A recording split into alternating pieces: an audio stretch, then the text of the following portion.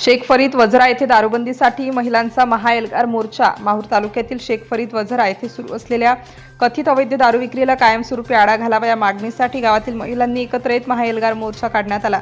हातात फलक आणि घोषणाबाजी करत गावामध्ये रॅली काढण्यात आली। महिलांनी दारूबंदीची मागणी केली। दारू बंद करा, संसार वाचवा, व्यसनमुक्त गाव हाच आमचा निर्धार अशा घोषणांनी परिसर दणाणून गेला। महिलांनी दारू विक्रीमुळे अनेक कुटुंबांचे आर्थिक व सामाजिक नुकसान होत असून घरगुती हिंसा व कौटुंबिक कलह वाढत असल्याची भावना व्यक्त केली।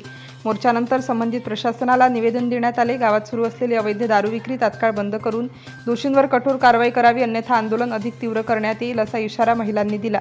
या मोर्चात गावातील मोठ्या संख्येने महिला, ग्रामस्थ व सामाजिक कार्यकर्त्यांनी सहभाग घेतला। दारूमुक्त आणि व्यसनमुक्त गाव घडवण्यासाठी प्रशासनाने तातडीने ठोस पावले उचलावीत अशी मागणी यावेळी करण्यात आली।